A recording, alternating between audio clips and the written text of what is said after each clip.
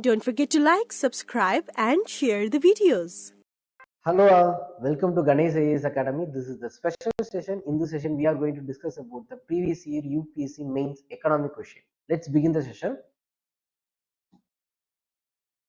Yes, this question was asked in 2015. It is a 150 words, 10 mark question, but it may be like they gave a 10 mark for this question, but it is worth a 15 mark question because it having a lot of questions within that, and also you have to address everything within this 150 words. That is the most challenging part of this question, but it is worth a 15 mark question. First thing is, the question is speaking about the um, land contract farming and land leasing, and also it is also speaking about the small and marginal farmers in the indirect manner. So you have to address a lot of keywords within this question, so that this question is somewhat tough when comparing to all other questions. Okay, let's begin the session. In view of the declining average size of land holdings in India, which has made agriculture non-viable for a majority of farmers, should contract farming and land leasing be promoted in agriculture? Critically evaluate the pros and cons. See, first thing is declining average size of land holding. You have to find the keywords. First keyword here, it is about declining land holding. Okay, next it is speaking about it is non-viable for a majority of farmers, means the majority of the farmer here is small and marginal farmers. So they are 85% of the India's population. Okay, so small and marginal farmer are the majority. It is non-viable for them to make any profit from that land holding. That is the thing that is saying. Okay, the question is saying, next, should contract farming and land leasing be promoted in agriculture? So it is asking about a contract farming and land leasing. This is another keyword. You have to critically evaluate the pros and cons of this contract farming and land leasing for this growth of the small and marginal farmers. So the question contains lot of keywords and it is asking about a lot of questions related to that keyword. So you have to address about what is contract farming, what is land leasing, and also you have to speak about how it is going to help the small and marginal farmer, and also at the same time you have to say about their negatives, how this contract farming is going to affect the small and marginal farmer in a negative manner. That is also you have to say. When it comes to land leasing, how it is going to help the small and marginal farmer, at the same time how it is going to affect them in negative manner. In that way you have to give the answer. Before that you have to give the data about the small and marginal farmer also. So within 150 words you have to address all this thing. That is the toughest part of this question. Okay, but when it comes to data wise, it is more easy question, but the answering part is somewhat lengthy. That is the major issue with this question. Let's discuss it. The intro. So there are many keywords about contract farming, land leasing, and also the average size of the land holding is less. So in that scenario, what is the most appropriate intro part? That is the biggest question you will have. The reason is because it is containing the many keywords, contract farming and land leasing also. So, but the question is mainly connected to this small and marginal farmer, because in the view of declining average size of the land holding in India, which has made agriculture non-viable for a majority of the farmers. So that majority farmer is the small and marginal farmer. 85% of the India's farmer belongs to the small and marginal farming. So you have to give the data about the small and marginal farmer in the intro part. That is more important. And also afterwards you have to say about why this land holding is decreasing. We we came from the independence and we did the land reform policies. By the way, we are provided the land to everyone for the equitable distribution. We did it, but there is many flaw. Afterwards also we tried to reform it, but still the issue of the small and marginal farmers growing on. So why it is happening? The reason is growth of industrialization.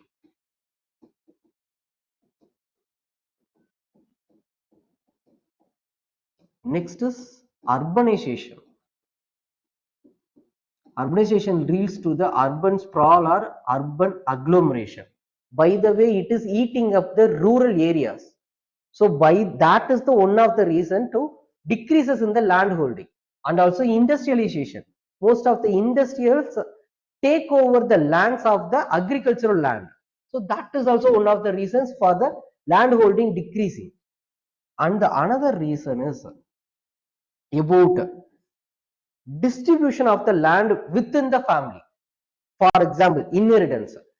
So consider that there is a man, he is holding a land of 4 hectares of land.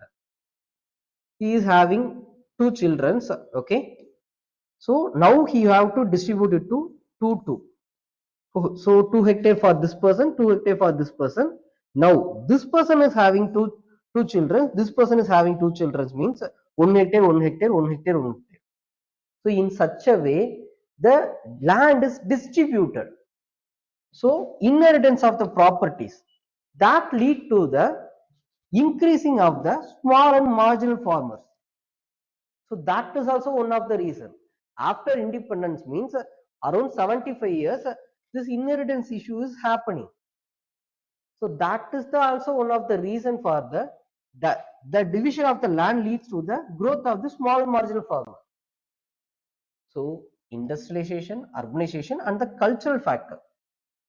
All this leads to the growth of the small and marginal farmer. So for your understanding only, I said all the thing. You simply say about industrialization and urbanization and the cultural factor that lead to the growth of the small marginal farmers in India, and it is now 85% of India's farmer. So this is the intro. That is more than enough. Next part is you have to speak about why it is becoming non-viable for the majority of this farmer. Majority of the farmer is the small and marginal farmer. Why it is non-viable? Because the reason is, first reason is lack of machineries. Being a small and marginal farmer, I can't invest in the machines like tractors or any machines that will be helps to harvest or sow in my field. So that is also the major issue. So I won't have any equipments or technologies to invest in my field. That is one of the negative. By the way, my productivity of the land is very minimal and it is reduced. So I can't make many profit from my land. That is one of the issue. Next, lack of irrigation facility. Obviously, that is the major issue. First thing is I am holding a small land. For that small land, I won't able to build any well or I won't dig any canal for my land because I am holding only smaller land. For that, how much I will invest on that land? That is not possible. So lack of irrigation facility. And the last thing is loss of the land on the boundaries. For example, you are dividing a land with your brothers means then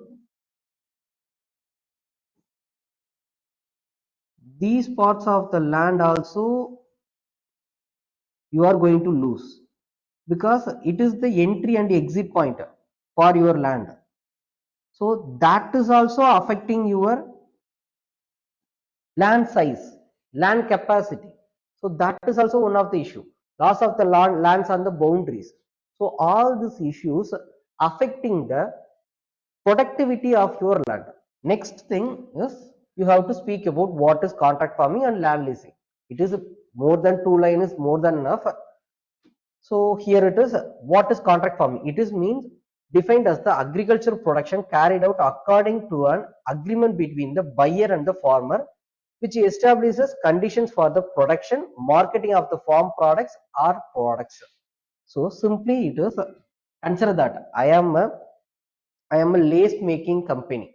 Okay, consider that I am a lace making company. What I will do is I will make a contract with the major farmers, or else with any 2 to 3 villages. Okay, so what the contract will be is, within this month I need this tons of potato.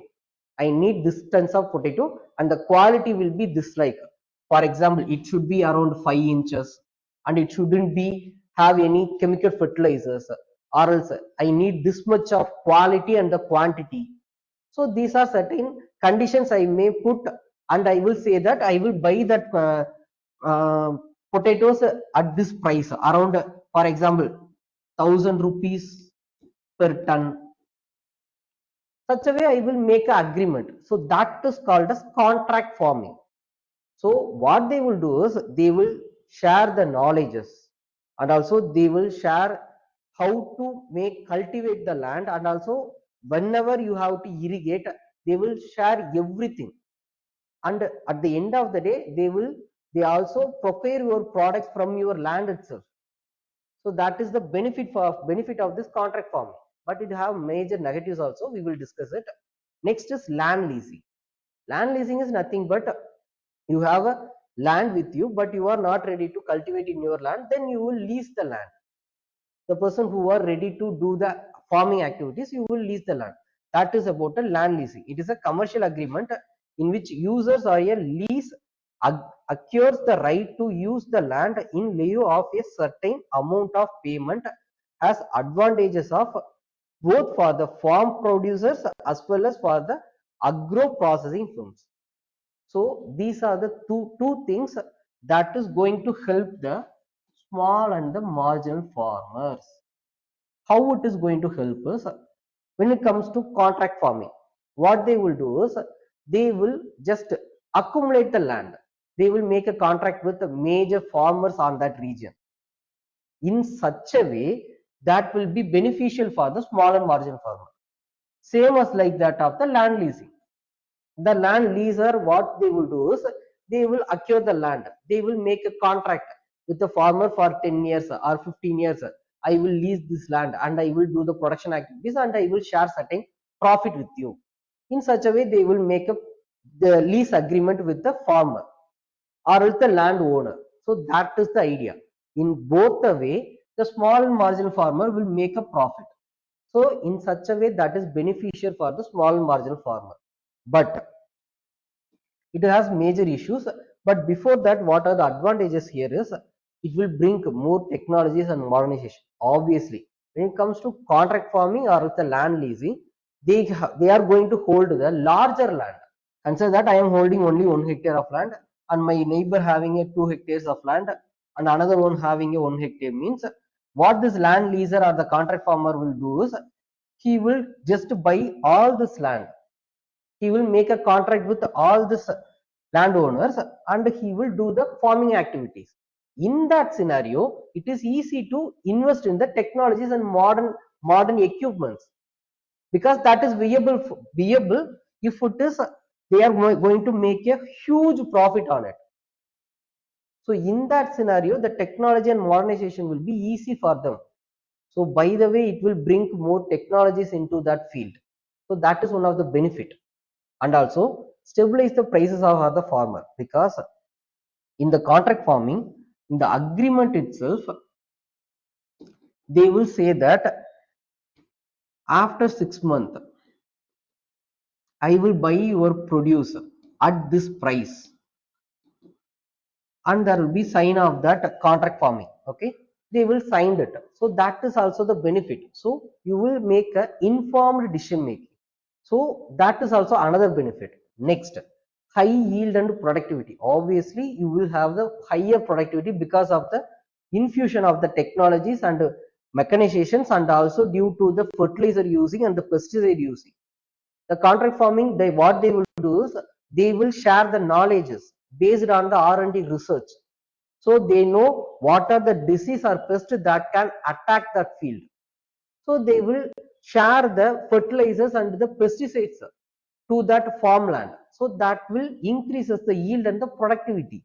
Next, bridge the forward and the backward linkage, about the connection between the seedings and also about the connection to the market. So that is also major advantages when it comes to the land leasing and the contract farming. And it will obviously it will lead to the growth of this food processing industry. So that is also one of the benefit that will leads to the employment opportunity also. So these are the major advantages when it comes to contract farming and land leasing. So these are the benefits. But when it comes to major negative here is, first thing is, consider that I am a small marginal farmer and I am holding around 1 hectare of land. In reality, I don't have any bargaining power, because in my point of view, what I will think is, I am just holding 1 hectare of land, but they are going to do the mass production activities in 100 hectare of land. So in that scenario, how will I negotiate with them? That is the hesitation I will have. So I don't have any bargaining power. So what I will do is, I will just accept whatever condition they are saying. So that is the first major negative. So I don't have any bargaining power. Next disadvantage here is, it's a monopsony. You have to note that word. Monopsony means it is a single buyer. When it comes to monopoly means it is a single seller in the market. For example, when the Jio came into the market, everyone criticized Jio as a monopoly. And also when it comes to monopsony means it is a single buyer, which means he is the only one buyer in the market. So whatever price he is negotiating, you have to accept it and you have to sell it. Without that, if you are not ready to sell to that person, means you can't sell it in anywhere. So that is the major issue when it comes to the contract farming or land leasing. Next, imposing highest standard in quality. That is the major concern. If there is any issue, what they will do is, issue is related to any market scenario, means what they will do is, they will impose the highest standard of your produce, which is not even possible. They will impose it on the farmer. That is the major negative. That is going to affect the farmer, and also it is a small and marginal farmer. They don't have any bargaining power also. Next major issue is gender inequality. The gender inequality means mostly this land leasing and contract farming things will be end up only towards the men. It is not going to help for a women empowerment. That is also the major issue. So this is the disadvantages for the contract farming. When it comes to land leasing, the disadvantages are, first thing is, when it comes to land laws, land comes under the state list. So every state have the different way of land law. So the laws are different for every state. That is the major concern. So in that scenario, the major MNCs or the international companies, they won't make any agreements with this land holding or with that landlords. That is the major issue, because there is no uniformity of the law. That is also one of the major concerns. Another thing is, they also don't have the bargaining power. And another major issue is about the absentees landlordism. For example, consider that I am living in Chennai, but what I will do is, I having a land in my own village. I just lease my land and I won't watch my land what it is happening. In that scenario, the leaser, he will do whatever in that land. That will affect my productivity of the land. The soil quality may be affected. Consider that for high yielding, he is continuously using a fertilizers or a pesticides in my land, means in future my land will lose its fertility. It will become sterile. In that scenario, how I will make a productivity in a longer sense? That is also a major issue when it comes to the land leasing, because land leaser, what their major motive is to make a huge profit within the given time frame of that land leasing. So they won't consider about my land, the soil quality, or else the environment, or else the irrigation facility. Their focus only to make a huge production. So in that sense, my land productivity is going to be affected. That is also the major issue. And another thing is absence of land record. In rural area, many people lacks with this land records. That is also one of the major concerns. In that scenario, they can't go for this land leasing agreement also. So these are the major concerns when it comes to the land leasing. So this much of issues are there. Okay, for contract farming also and the land leasing also there are many issues, but still we need contract farming and land leasing for the growth of the small and marginal farmer. The reason is without that we can't make any huge change in their land. So what we need to have is we need to have a model code of contract farming act government recently introduced, and also model act for land leasing. And these two things need to address all the disadvantages of this contract farming and the land leasing. If the government is going to do that and every state government is going to implement that, means definitely we can overcome the issues of the contract farming and then the land leasing, and it will be a fruitful benefit for the farmers to make a huge production and also to make a huge profit. By the way, the contribution from the agriculture sector, the contribution from the agriculture sector to the GDP is going to increase. So by the way, it is going to increase the national income. So in such a way, you have to complete the question. Anyway, it is 10 more question, but it contains a lot of subsidiary questions. Within that, you have to address all the questions. Okay, thank you.